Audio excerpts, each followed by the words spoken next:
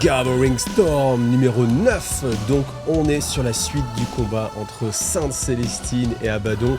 Donc Sainte Célestine est à genoux, elle regarde avec un air de défi Abaddon. Abaddon plonge vers elle avec Draknir et tout d'un coup il s'arrête paralysé par une douleur incommensurable dans la tête. Ses neurones sont littéralement en train de brûler. C'est une attaque de Greyfax. Greyfax, l'inquisitrice, entre dans la danse et vient intervenir pour empêcher Abaddon d'achever Sainte Célestine, ce qui peut paraître assez étonnant, étant donné le fait qu'elle-même avait envie que Sainte Célestine soit jugée et qu'elle l'a même déjà jugée. Elle vient malgré tout de la sauver et d'arrêter le mouvement d'Abaddon parce qu'Abaddon éprouve une telle douleur qu'il est paralysé.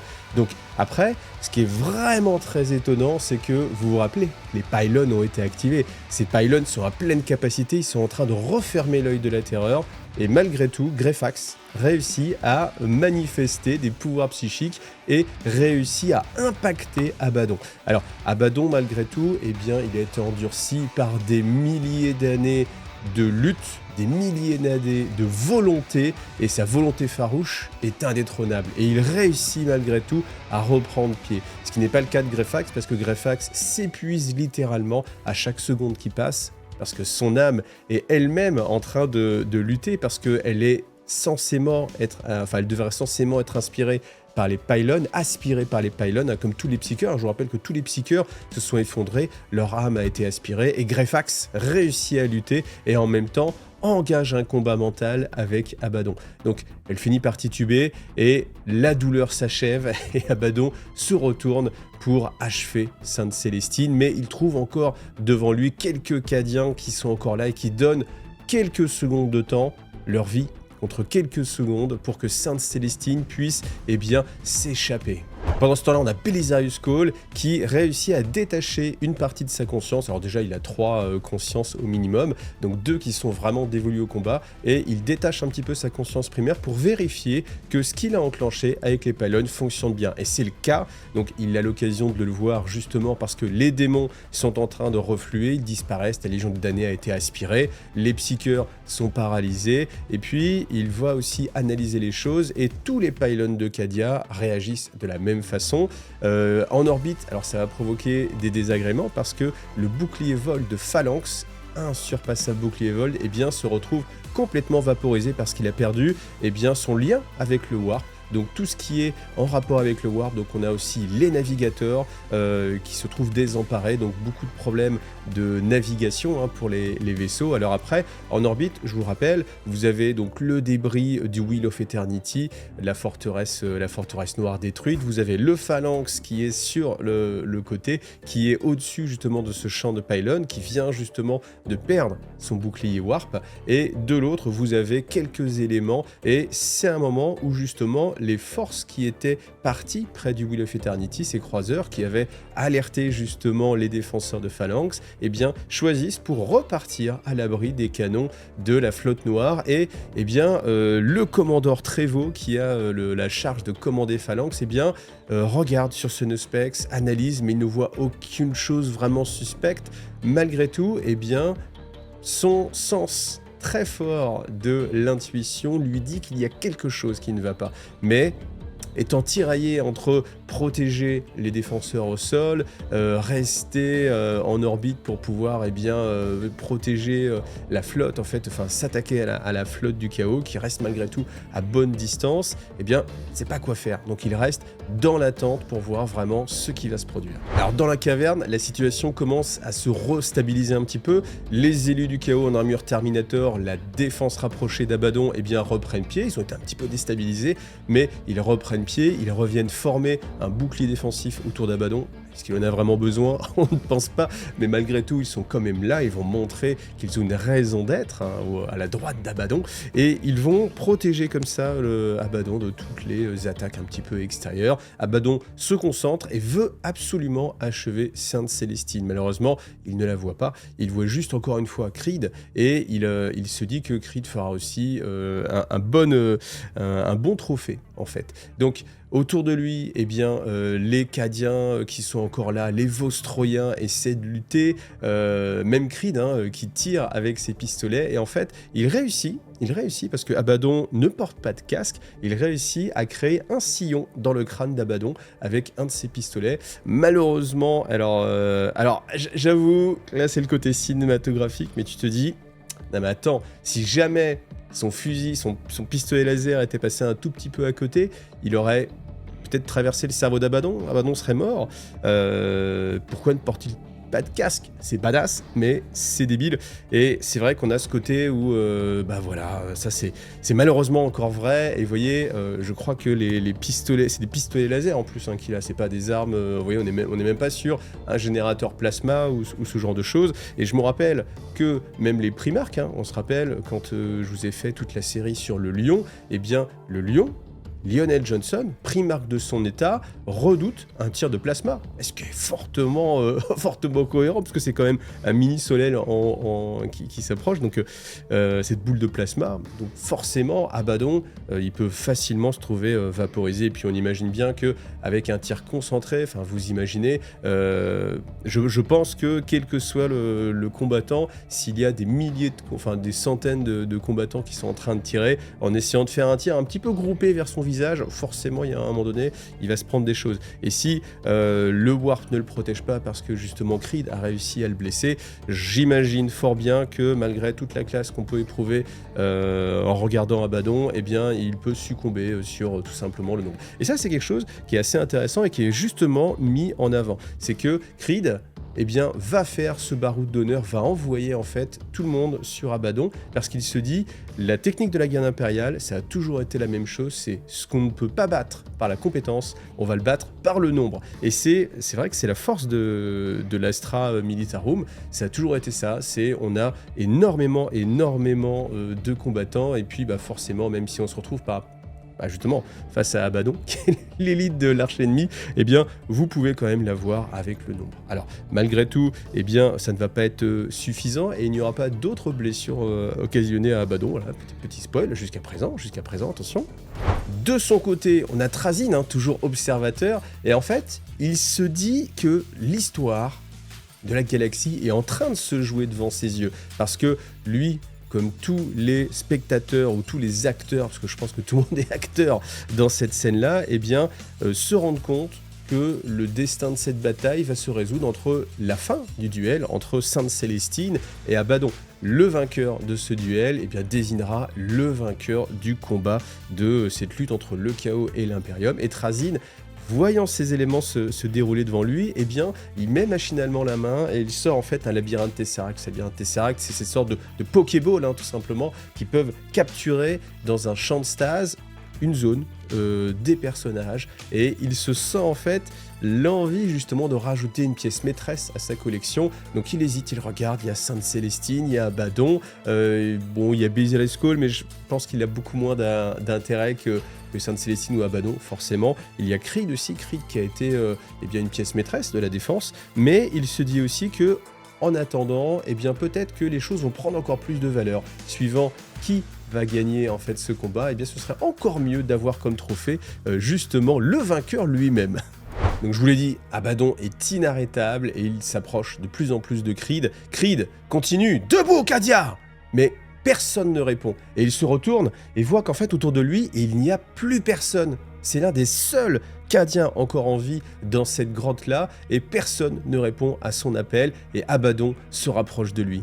Cadia est morte, lui dit Abaddon. Et alors que Creed continue à lui tirer dessus désespérément, la griffe d'Horus lui arrache le pistolet des mains. Les pistolets des mains lui coupent des doigts. Alors, encore une fois, la précision d'Abaddon, elle est pas folle parce qu'il réussit juste à couper les doigts de Creed alors qu'il aurait pu tout simplement le couper en deux. Mais en fait, il a envie de savourer cette victoire. Et tout simplement, la griffe d'Horus se resserre sur le cou de Creed, il le soulève jusqu'au sol et Creed sait que sa fin est arrivée, bien sûr il ne pourra pas s'échapper, alors il essaye malgré tout avec ce qui lui reste en fait d'énergie, il essaye mais c'est une dureté incroyable cette griffe d'Horus, une force incroyable et il se sent dans l'incapacité de continuer.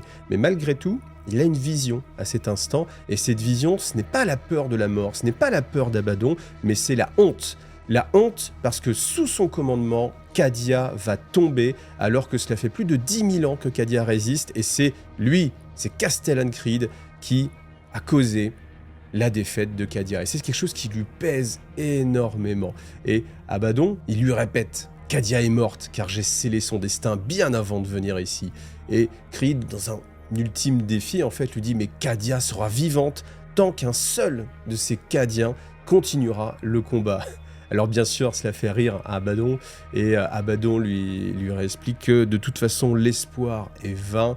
Même s'il est venu lui-même en personne faire ce combat, c'est uniquement par vanité, uniquement par orgueil, parce qu'il voulait participer lui-même activement à la chute de Cadia, mais de toute façon, à partir du moment où la croisade était lancée, le sort de la planète avait été scellé.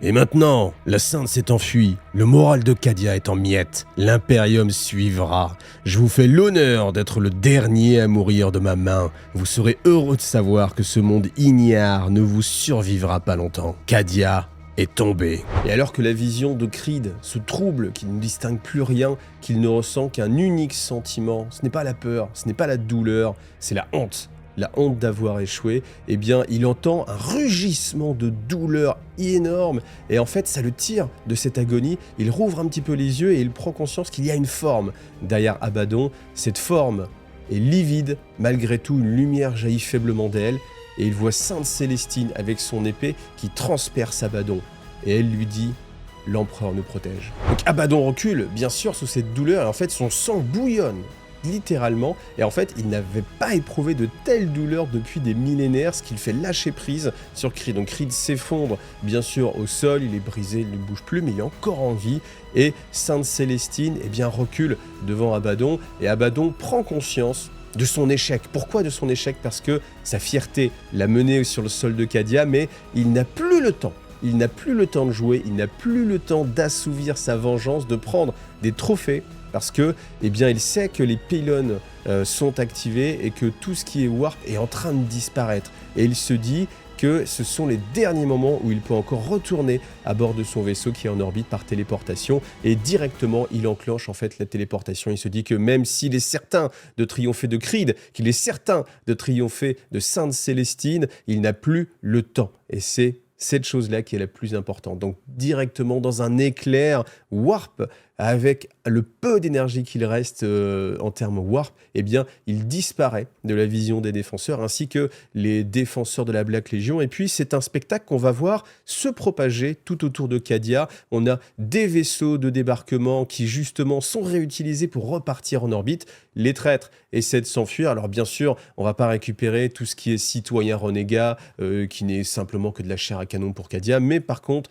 tout ce qui est Hereticus Astartes, on va essayer de les récupérer autant que faire se peut. Mais, eh bien, c'est contre Phalanx qui va tirer et éliminer une bonne partie des vaisseaux qui cherchent à s'enfuir. Et puis, au sol aussi, on a encore quelques éléments. On a Gorgaradon qui est encore là. Et en fait, lui, eh bien, il a une vision un petit peu douce amère parce qu'il voit en fait que les hérétiques s'enfuient, donc il sent que la victoire est là malgré tout. Quand il regarde autour de lui, la première compagnie des Imperial Fist est décimée, il ne reste qu'un seul combattant, et puis à bord du Phalanx, en fait, il restait la troisième, et cette troisième compagnie n'était là que parce qu'elle était jugée inapte, en fait, à remplir la croisade vengeresse des Imperial Fist, et ils étaient juste mis en garnison, un peu mis à l'écart. Et en fait, il trouve l'ironie de cette situation assez amusante, parce qu'il se dit au final, eh bien, cette troisième compagnie qui avait été jugée inexpérimentée, avec ce qu'elle vient de vivre, elle est extrêmement expérimentée, elle a gagné sa place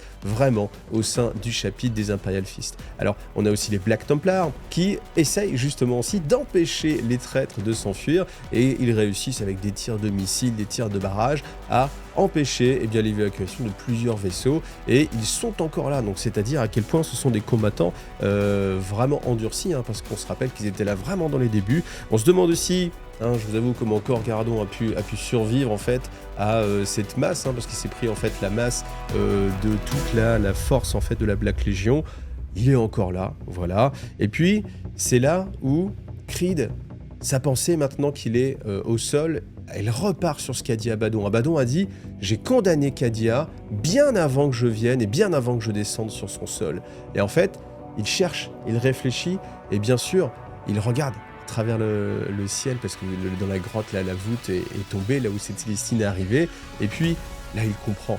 Et en fait, on se retrouve en orbite, et là aussi, on comprend pourquoi, parce que Abaddon donne un ordre silencieux une fois qu'il est sur son vaisseau, sur le Vengeful Spirit. Alors, il a le temps quand même de savourer cet instant de victoire. Tout simplement, il se sert un verre de vin dans un crâne, et ce crâne, c'est tout simplement un des crânes d'Horus. Alors pourquoi un des crânes d'Horus? Parce que, eh bien, nous avons Fabius Bill qui a créé quelques clones d'Horus, et puis justement Abaddon a été l'en tuer un, et il a récupéré en fait ce crâne, il s'en sert comme calice, tout simplement pour boire à la victoire. Et en fait, il s'assoit et en fait contemple la fin de Cadia, parce que son ordre est donné, et son ordre c'est tout simplement pour tout un tas de Warp Smiths qui sont sur le Wheel of Eternity, sur les morceaux qui restent de cette épave, mais en fait le Wheel of Eternity est tellement grand qu'on nous dit qu'un seul de ces morceaux est aussi grand qu'une petite lune, donc c'est dire vraiment la taille colossale de ce vaisseau, et ils sont là pour allumer les moteurs s'allument, tout ce qui reste d'énergie est redirigé vers la propulsion, et les morceaux de débris foncent vers Cadia.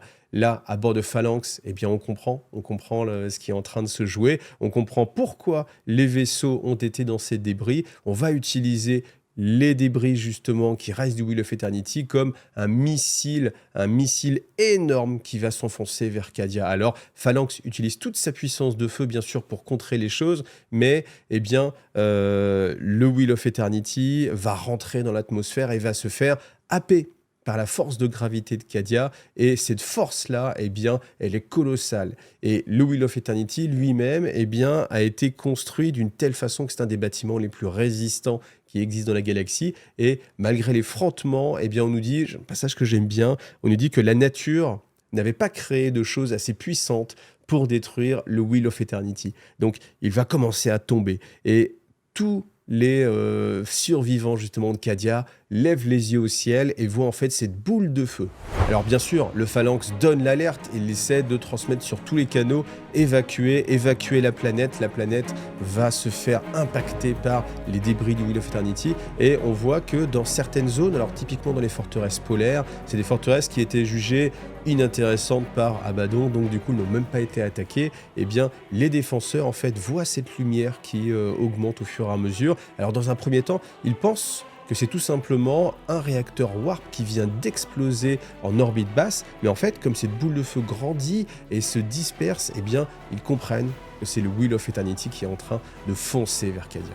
Tous à la surface de la planète entendirent l'arrivée de la forteresse. Sa terrible manifestation mugit dans les vents qui s'accéléraient, sa présence perturbant déjà la toile complexe du climat de la planète. Dans le hurlement des vents déchaînés, le météore artificiel heurta Cadia. Et voilà, le sort de Cadia est scellé. Vous savez maintenant ce qui s'est passé. Cette image, on voit la Blackstone Fortress qui s'écrase. Elle est emblématique de Gathering Storm. Je pense que c'est vraiment, si on a entendu parler de Gathering Storm, on a entendu le fait que Cadia est tombé. Donc ça, c'était sans doute pas une surprise pour vous, mais en tout cas, c'est vrai que moi, quand je l'ai vécu et quand on le découvre, on prend vraiment conscience de la puissance des choses, parce qu'on avait vraiment en fait cette force, le Wheel of Eternity, qui était une menace, mais elle avait été contrée, et au final, malgré tout, elle va être utilisée, même si le Wheel of Eternity est détruit, même s'il ne peut plus utiliser ses armes Warp, sa masse va suffire, et la force d'attraction de la planète va être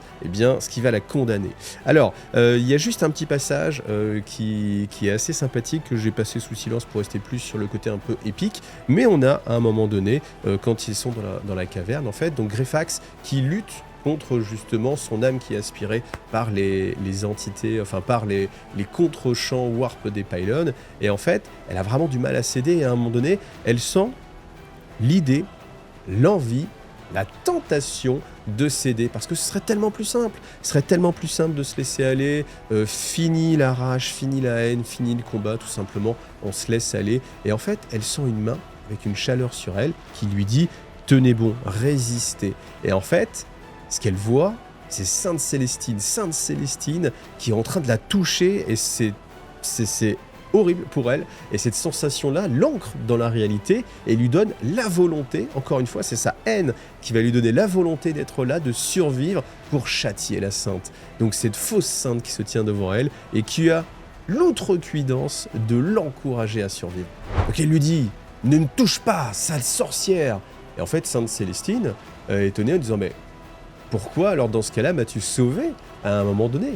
Et en fait, elle lui dit « Mais non, ce n'est pas toi que j'ai sauvé, j'ai simplement attaqué Abaddon et qu'un résultat collatéral. Ce n'était pas du tout ma volonté de te sauver, je voulais simplement tuer Abaddon et lui apporter en fait la justice de l'empereur. » Et Sainte Célestine, avec un regard un peu hautain, lui dit on peut simplement imaginer que c'est l'empereur qui a guidé votre main, tout comme il l'a fait pour moi. » Un miracle, lui dit Greyfax, assez étonné.